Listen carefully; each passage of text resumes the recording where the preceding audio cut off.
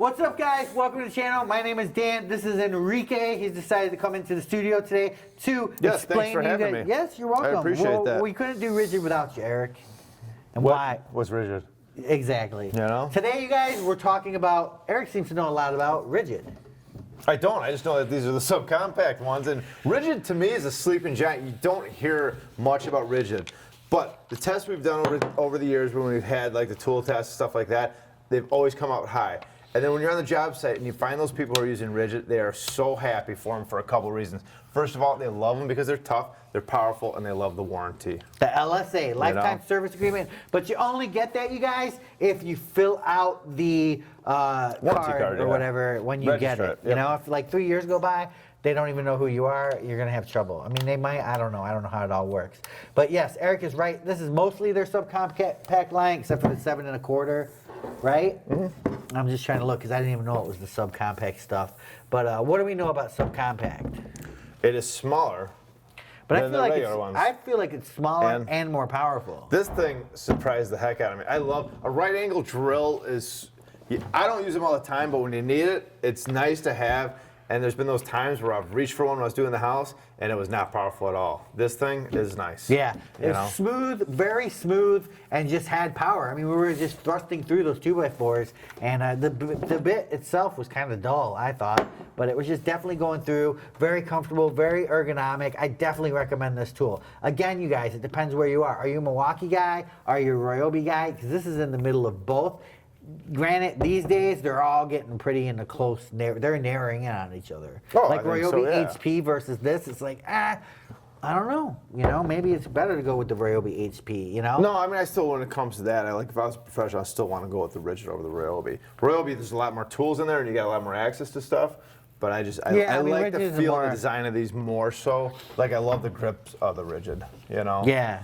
And they got good batteries, and, you know, I've never had a RIDGID battery go bad. I have not, no. And then they just came out with a dual charger, and then I think a 6-port charger also, which is nice. So if you're running through a lot of batteries, it's nice to have that. Yeah. In fact, let's keep this stuff at this shop, the RIDGID. Yeah, that's fine. Yeah. I mean, that's how much we like it, you guys. We're going to keep it at this shop for demos and stuff like that. I liked running through. The circular saw, you used it, I didn't. What'd you think of the 6 1/4? I love it. Really? I love it.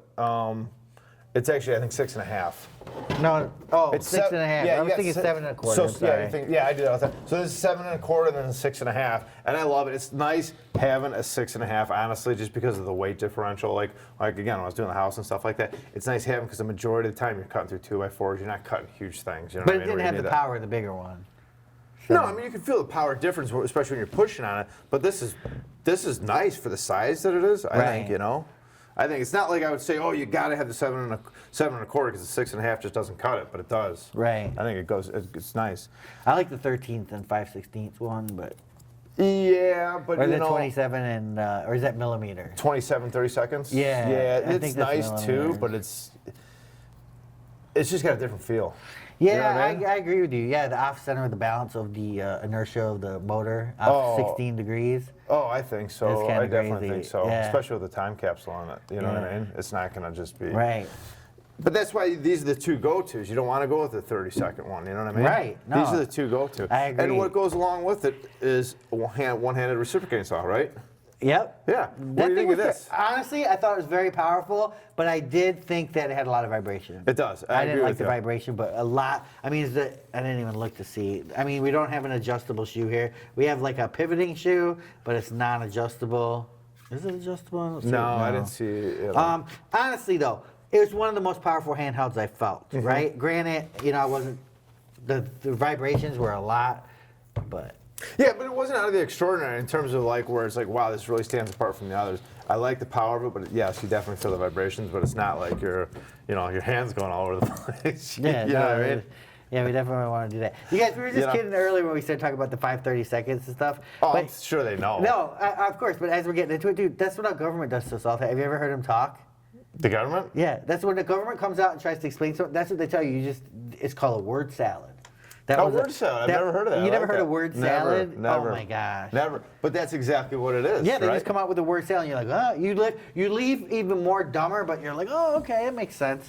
Yeah, it's our government, you know what I mean? Yeah, but whatever. Next, we're not getting into politics, and we're not picking sides. It's just government in general. But I don't know. I like RIDGID. I've always been a big fan of RIDGID. I don't know. It's not my always go-to tool because I don't have a ton of them. You know what I mean? If I had, and not to say they don't offer a lot of tools, I just don't own that line. Right. But the stuff that we've always used, I like. But you actually keep it in the back of your truck. Yeah, I keep it in the back of my truck. Like, what do you keep in the back of your truck? The subcompact, actually. The drill, the half-inch impact. I think I have a saw, and there's a light. A light, yeah. Yeah, I mean, because it's a truck, I can't keep too much in there. I don't keep wood saws because I mostly use it for trailer work. But if I did, I am probably going to put one of these saws in there. And I like throw this in there because it's nice to have, especially if you got it like, especially moving a trailer and putting stuff on there. Hey, I got to get some 2x4s, cut it and prop it up. And it sits out in my deck, which isn't waterproof or anything like that. And then when it snows, it gets all wet in there. So it's like, man, the stuff's held up. I mean, they're all covered in water sometimes, but they work really good. I use Milwaukee for the shop, DeWalt home, and RIDGID in the truck. Wait, go back. What do you use?